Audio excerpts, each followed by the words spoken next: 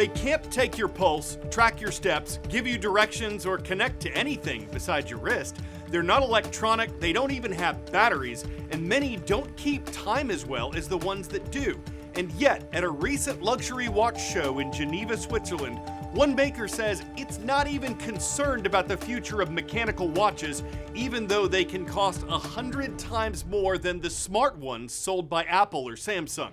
Some of these brands have been around for centuries, first specializing in pocket watches and then the kind you strap to your wrist. If you want them to run, you have to wear them or wind them. Doing that drives the mainspring that makes all the other parts move and keep time.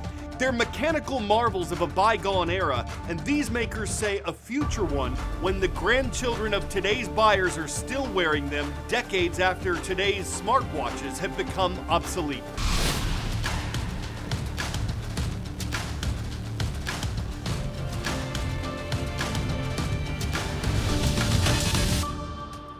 This is The World from A to Z with Carl Azuz, and that's this dude. I'm so happy to see you this Tuesday.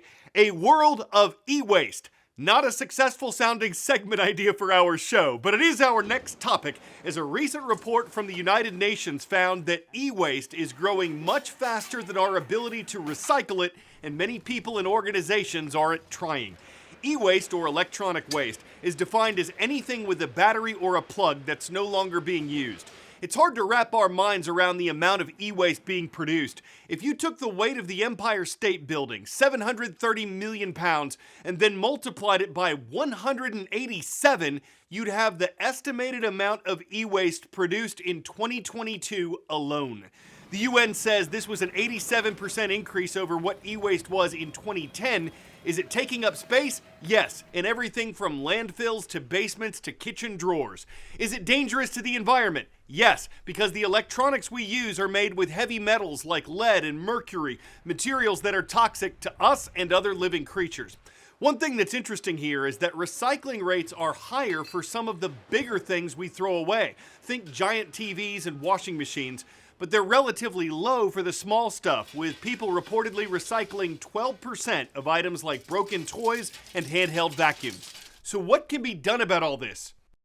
Broken appliances and old cell phones. Global electronic waste, or e-waste, has reached record highs. Some 68.3 million tons in 2022 alone, according to a recent United Nations report. That's equivalent to the weight of over 100,000 of the world's largest passenger aircrafts.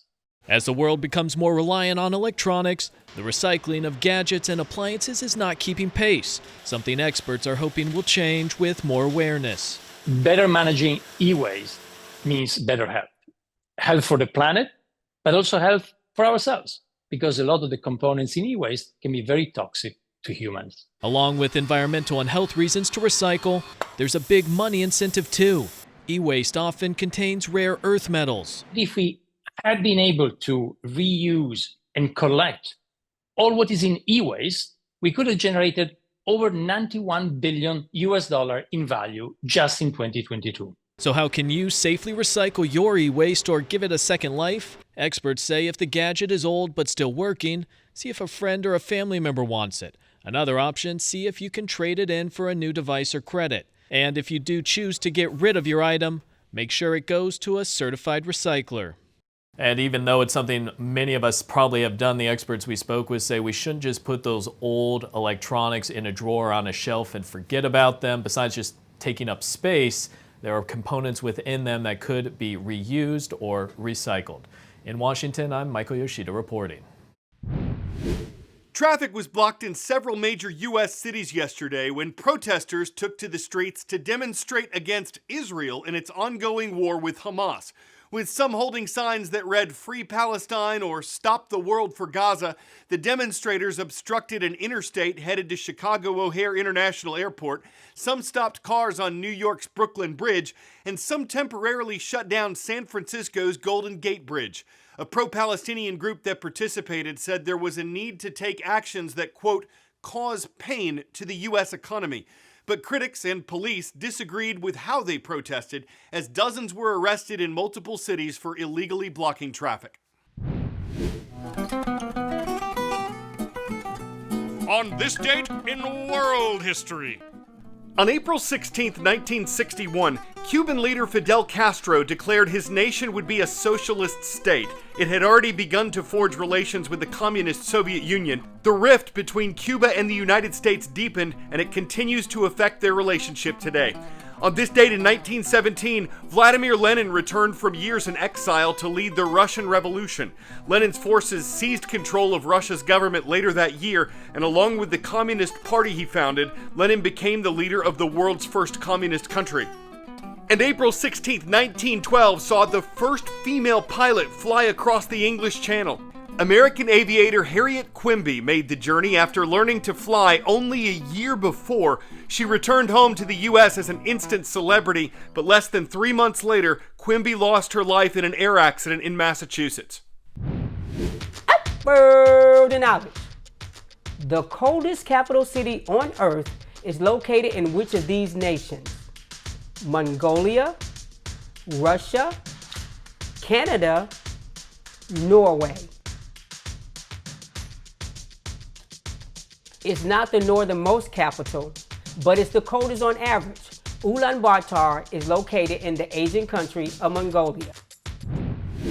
It's a landlocked country between Russia and China. It spends a little less than 5% of its gross domestic product on education, which puts Mongolia in the middle of the road when compared to what other countries spend.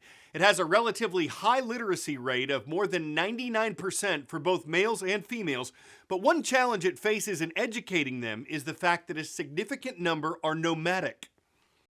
This is Mongolia. It's home to 3.3 million people, 1/3 of them who regularly move from place to place. In fact, that's what Mongolia is best known for. A nomadic tradition has shaped a lot of the nation's culture. Oyang Jargal is hearing impaired. Kids like her with disabilities who are always moving about these vast rural areas haven't always had access to a quality education.